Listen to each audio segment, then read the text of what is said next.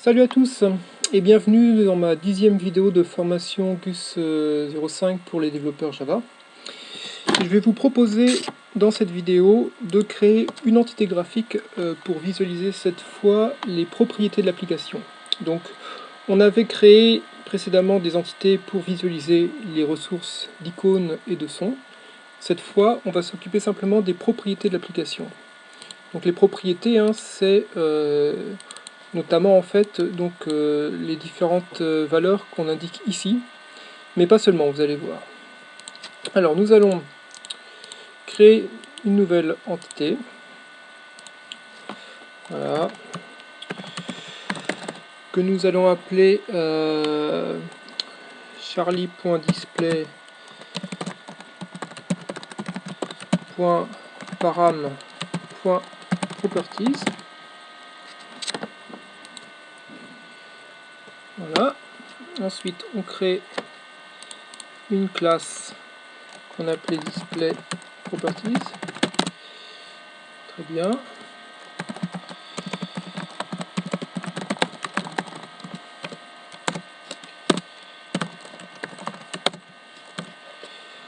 Voilà.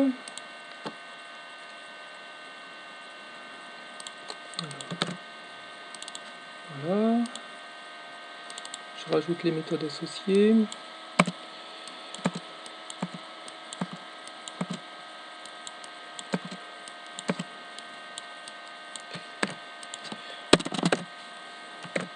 Voilà. Donc là, bon, je commande pas trop parce que en fait c'est bis repetita par rapport aux exemples précédents. Je pense que maintenant vous devez commencer à savoir. Toujours le 7. Alors voilà, donc à partir de là, ça va changer un peu. Donc cette fois, nous allons utiliser un nouvel objet graphique qui ne sera pas une JList, mais une JTable. Parce qu'en fait, on souhaite avoir deux colonnes au lieu d'une seule. Voilà, donc je tape JTable table, CTRL espace, et donc je vais créer mon constructeur, et donc pour commencer, je vais faire un table égale new JTable. Et je vais renvoyer cette table en valeur de retour comme interface graphique. Bien. Alors, étape suivante, on va avoir besoin de récupérer à partir du gestionnaire l'objet map qui correspond à nos propriétés. Donc on l'appelle toujours map. Voilà. Outside.ressource. Voilà. Donc là je fais directement le throw exception. Donc là ce que vous avez besoin de savoir maintenant, c'est quel est l'identifiant pour récupérer cet objet. Donc ça va être app.propmap. Ensuite, je vais créer un objet vector.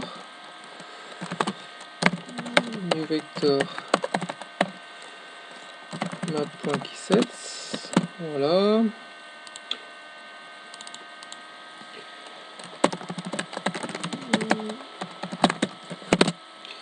Voilà.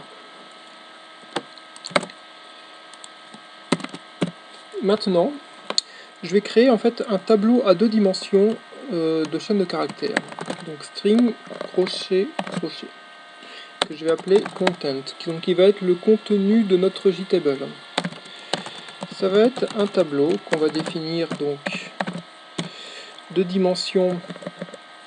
Donc le nombre de lignes, ça va être la taille de notre map, donc le nombre de propriétés, et le nombre de colonnes 2. Ensuite, on va faire une petite boucle. Inférieur à map.size i++, donc voilà, pour chaque propriété, on va récupérer la clé de la propriété, donc à partir de notre vecteur, et la valeur de la propriété à partir de notre objet map, en faisant get key. Voilà, donc là on a, avec ce code là, donc pour chaque ligne, on a la valeur, la clé et la valeur de la propriété. Et là on va faire content. Donc pour la ligne I, la colonne de l'indice 0, on fait égal key. Et voilà, pour la colonne d'indice 1, on fait égal value. Voilà, donc là notre tableau à 2 dimensions est rempli. Il ne reste plus qu'à créer un tableau à 1 dimension cette fois simplement pour les noms des colonnes. Donc cette fois on va le créer directement à la volée comme ceci. Donc, il y a plusieurs manières de créer, hein, si vous n'avez pas trop l'habitude. Bon, ça c'en est une parmi d'autres qui est assez simple. Voilà, on remonte au singulier. Bon, voilà, donc là on a en fait un tableau de string qui contient 2 éléments qui sont key et value. Très bien.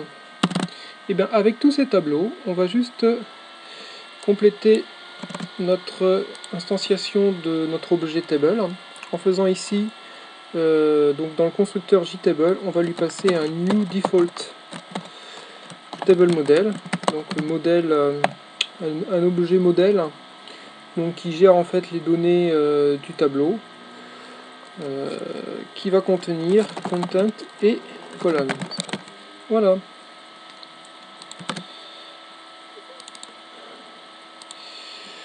Voilà, et ben nous voici fin prêt pour cette nouvelle entité, donc on sauvegarde et on teste.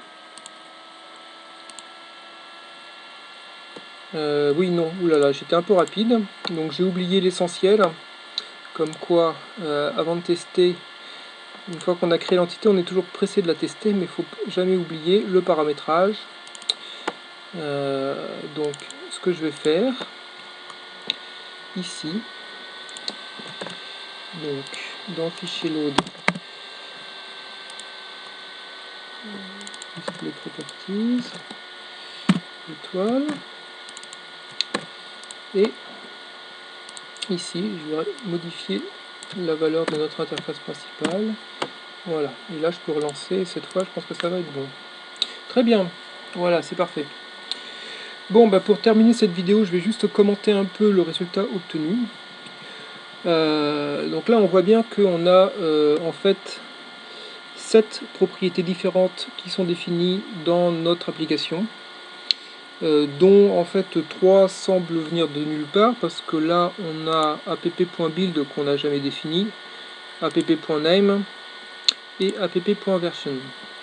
Donc ce qu'il faut savoir en fait, c'est que le gestionnaire Cassia initialise par défaut 4 propriétés qui sont app.name, app.title, app.version et app.build. Voilà. Alors, donc ces 4 propriétés ont des valeurs par défaut, hein. Il est possible de modifier ces valeurs, donc de les surcharger en réécrivant les propriétés dans notre paramétrage, mais on ne peut pas les supprimer. Voilà, donc c'est à peu près ce que je voulais vous dire. Bon, en fait, ces 4 propriétés correspondent à des valeurs de base de notre application qui sont utilisées directement par le gestionnaire Cassia, donc qui sont absolument nécessaires. Donc app.name, hein, c'est le nom de l'application, une sorte d'identifiant unique. App.title, donc c'est le nom qui se retrouve dans le titre de la fenêtre, donc qui au début est qui correspond au début à Cassia Application, hein. Au début c'est ce qu'on avait, et on l'a surchargé avec ma calculatrice. App.version, donc c'est n, donc c'est pour dire en fait que c'est une valeur par défaut, pour dire que l'application n'est pas versionnée pour le moment. Et enfin, app.build correspond à en fait la date du jour où l'application est déployée, donc la date du jour où l'application est vraiment créée. Et là pour l'instant, comme en fait on a une application par défaut, ça correspond en fait à la date de dernière modification, mise à jour en fait sur le gestionnaire Cassia. Voilà, donc voilà ce que je voulais vous dire sur les propriétés, et donc c'est la fin de cette vidéo, et je vous dis à très bientôt.